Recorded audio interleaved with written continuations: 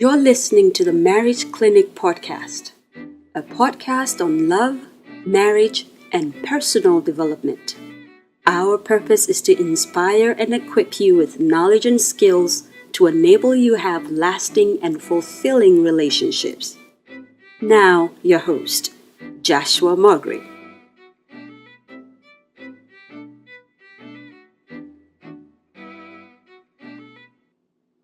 Good evening once again. Bring in some good energy.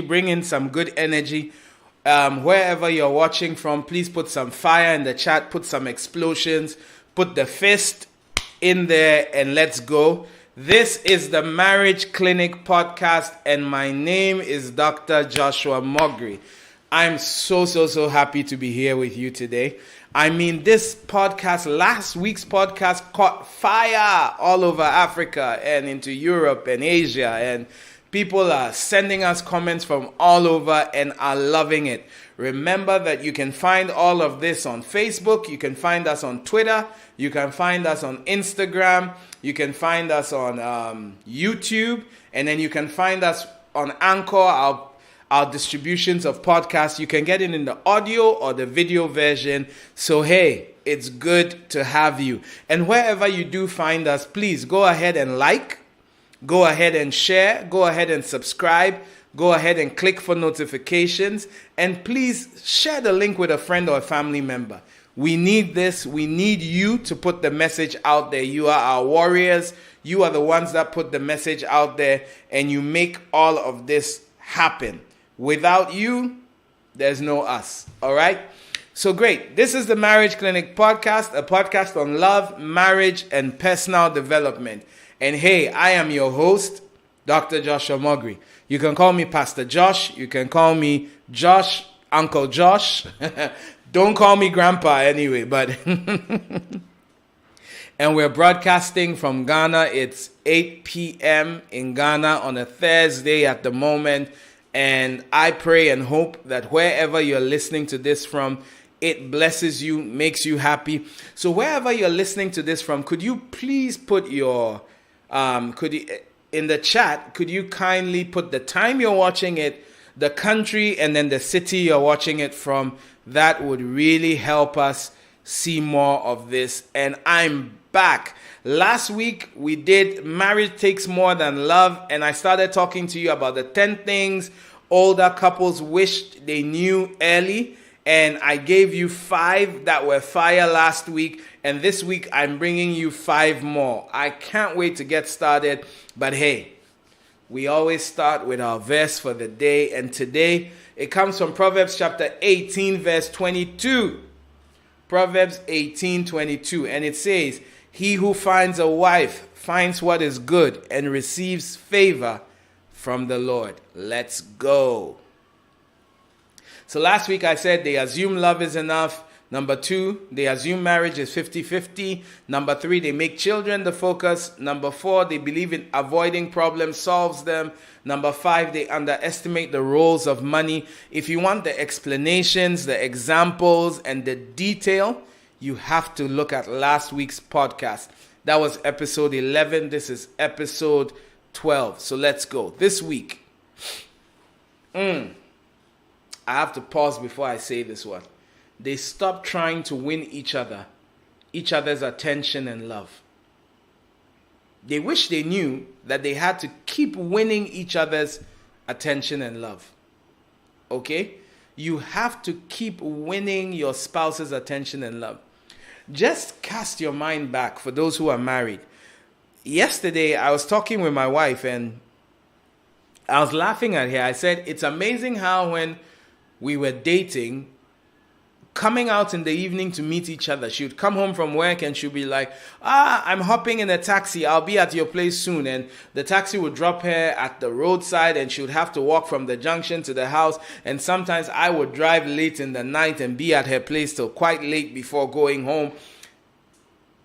And now, I doubt we want to go out that much or would make some of those sacrifices. And you know, one time, a funny story, a lady, and if you've heard it, please still do laugh. A lady talks to her husband and said, You used to love me, you used to buy flowers for me, you used to buy chocolate for me and do all these things. How come you don't do that for me any longer? And the man turns and looks at her and says that you don't campaign after you've won the election. But when it comes to marriage, you need to keeping each other's attention. Don't give up showing affection and courting your wife. To the men, in the mornings, give your wife a hug. When she's standing somewhere by the sink or in the living room, walk up from behind her and hug her from behind. I mean, let the affection you showed her as a girlfriend be tripled now that you are married. Don't give up on looking good for each other. And now let me speak to that married man that has that old boxer that has a tear in the side, and you say you feel comfortable in it and that's what you wear to bed. My brother, get some nice boxers. Get some new perfume. I mean, shape it up a little bit. Once in a while, shop for her and shop for yourself. But you need to keep treating your spouse like you're trying to win him or you're trying to win her. Because couples become lazy. Couples easily become lazy when they get married. Please don't give up on trying to win your spouse. Older couples wish they knew this. Number 7. They wish they knew they shouldn't downplay the importance of being close to one another. Marriage works better when you live with each other and you see each other often. What makes a relationship grow is presence and attention. I advise that couples, as much as possible, should avoid living apart, especially in the first year. I was reading a scripture, probably in Deuteronomy or Leviticus, one of these places, where in old times they said a soldier was exempt from going to battle for 1 year when he married his wife. I see people get married and 2 months later the man is in Peru and the lady is in Chicago, or the man is living in Lusaka and the lady is living in Accra. Listen, you need to be around each other, because marriage is for companionship, to get home and see one another, to fall asleep next to the person and wake up next to the person. These things come together to make marriage great. And whenever you live apart, you expose yourself to so many problems. And I've heard people go like, I got a good job in another city, so I'm there.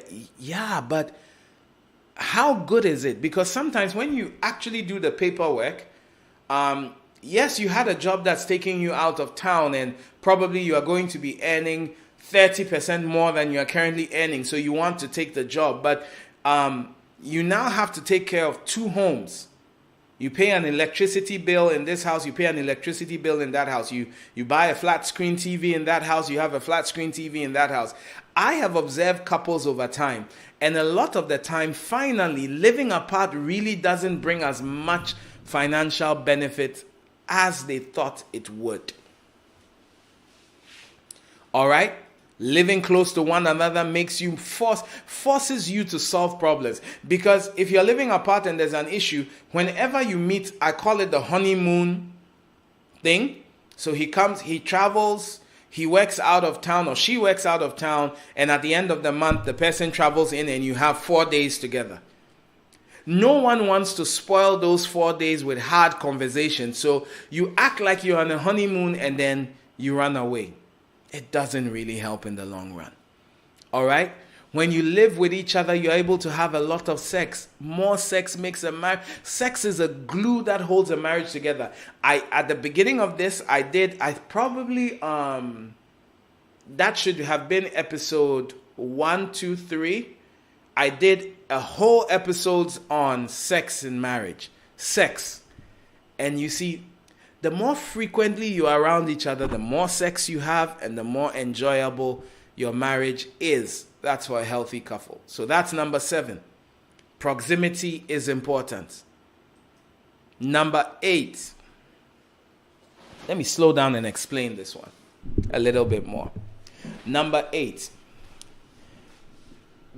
older couples wish they knew they were not to sacrifice their marriage for other important issues. To sacrifice their marriage for other important issues. What are the other important issues? Job, associations, chasing money. I have met too many people that sacrificed their marriages for a job that they finally retired from at the age of 60 and lived to 80 and had a miserable 20 years because they didn't build a marriage. Are you with me? When you see, here's the thing, here's the priority. I'm a person of faith. For us Christians, this is the priorities you should have in life. Number 1 is God. Number 2 is family. And number 3 is your job or your ministry. If you're a pastor and you're listening to me, please, it's a Thursday evening. Go home and spend time with your family. But listen to this. The first thing that should never be sacrificed in your life is, from a point of view of faith, is your relationship with God. The next thing that should never be sacrificed is your relationship with your family. And in your family, the hierarchy is your wife first or your husband first. And then the third thing is work. Anytime you rearrange these priorities, especially when you bring work over family, it's a recipe for disaster. You never hear people at the end of their life saying, I should have spent maybe 20 more hours in the office per week. But you always hear them say, I wish I had spent more time with my wife. I wish I had spent more time with my kids. You can earn the money and use the money to be bailing your kids out of jail because you were not there to take care of them. So it's important that you do not sacrifice the marriage for these things that we think are important. Yes, I know the job is going to pay you X amount more, but at what cost? Everything comes at a cost. I say this, I heard this, and I repeat this all the time, that imagine all the areas in your life as a ball. So your marriage is a ball, your job is a ball, your health is a ball. In life, you never really find balance. You kind of juggle, right? And anytime you miss a ball 2 times in a row, it falls to the ground. Anytime you miss a priority area of your life 2 times in a row, yes, there are times you have to make sacrifices, but your marriage should not be the one that is always being sacrificed for other things. I'm drilling down on this one. I'm hunkering down on this particular one. You can't put other things before your marriage. God first, family second, and all other things follow. Okay? So that is number 8. Today is going to be a short one. Number 9 is, or the 9th mistake, or the 9th thing that older couples wish they had not done when they were younger, is leave an escape hatch in the marriage. What's an escape hatch? In ships, in planes, in spaceships, in some homes, there's always a little door that you have that when things become really hot or really hard, you can escape through. Some people leave an escape hatch in their marriage. Let me lean in for this one. What are some of the escape hatches they have? An investment they haven't told their spouse about. A girlfriend they are still maintaining on the side. Hiding away money. Having an exit plan. I read a story and I put it in my second book. That reminds me, the link to my books are going to be in the show notes. But I read a book one time about a general who went to a new place for a battle. And when they arrived in all their ships, he told all his soldiers, or all his lieutenants, that they should burn every ship down.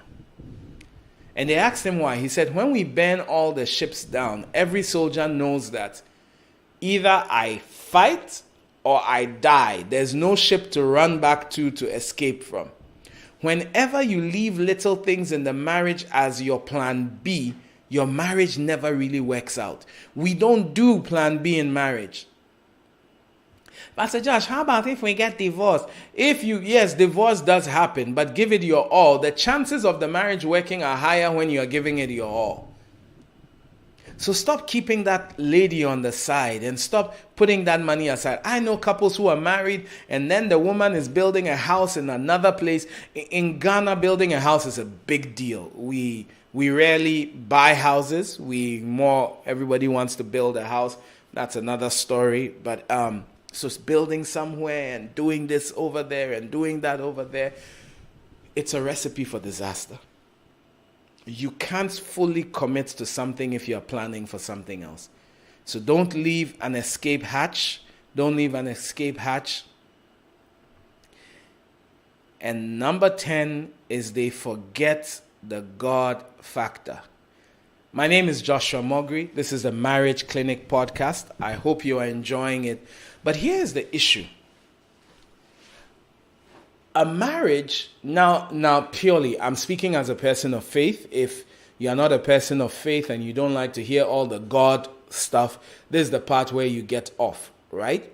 I mean, I won't hold it against you. You can go like, yeah, I enjoyed what you said over there, but now you're about to talk about God. I'm done with it. That's fine. But for those of you who think about the God aspect, please lean in. A marriage, God's way, is not between two people, but it's a covenant between three. That's why for us as believers and Christians, we come to the altar and we take our vows before God. That means we are inviting God into the marriage and we are committing to live our marriage according to the tenets of God. So what does that mean? That means you need to involve God in the things that you do. You need to pray a little more. You need to spend time in His Word. You need to take times where the two of you go on a retreat and fast and pray. You need to have common prayer lists. You may not be able to pray together at the same time, especially when your children are young, but it is good you have common prayer lists. You know what you're praying about for each other. And there are certain things you see in the marriage that don't look like they are changing. You bring it to God and you say, hey, God, you have to work something in this marriage because I can't figure out how to get this done. You need the God factor in the marriage. The more you involve God, sometimes God talks to you. I mean, God has spoken to me several times. I mean, I'm upset with Alisa. I'm preparing to do something crazy, or I tell myself, I'm never going to do this again. And sometimes it's in my quiet time. Sometimes I'm just sitting there, but I hear that still small voice that says, nah, you're the man, you're the leader. I've called you to do more than that. So let's remember, never abandon the God factor. I'll quickly run you through what we just discussed today. Number 6 was stop trying to win each other. Keep falling in love with one another. Number 7 was don't downplay the importance of proximity. As much as possible, live in the same place, sleep in the same bed, eat seeing each other at least 3 times in a week. Number 8, don't sacrifice the marriage for every other important thing. Number 9, don't leave an escape hatch. Number 10, don't forget the God factor. My name is Dr. Joshua Mogri. I am glad I could bring you this Marriage Clinic podcast. I want to see marriages work. I want to see relationships work. This is a podcast about love, marriage, and personal development. I hope and I pray this has blessed you. If it has, please send me a message, send us a comment, follow us on all the social media platforms. I have some books out, Secrets to Love and Getting Married. I have Secrets to Love and Staying Married. You can find all of these ones on Amazon. Just search for it on Amazon, Joshua Mogri. You can find the book, buy the book, get it as a gift card for someone who needs it. If you live anywhere around the city of Tamale, please do visit us. I pastor a church. We're in King's Temple. On the first Sunday of every month, we have a marriage clinic in person. You can visit us in the evenings at 6 p.m. And hey, it will be good to know you connected through the podcast. You can also send me a message on social media or on our WhatsApp lines. And yes, most of the time I do answer our WhatsApp questions myself, and we have a prayer team that prays about issues. So we are glad you made it. God bless you.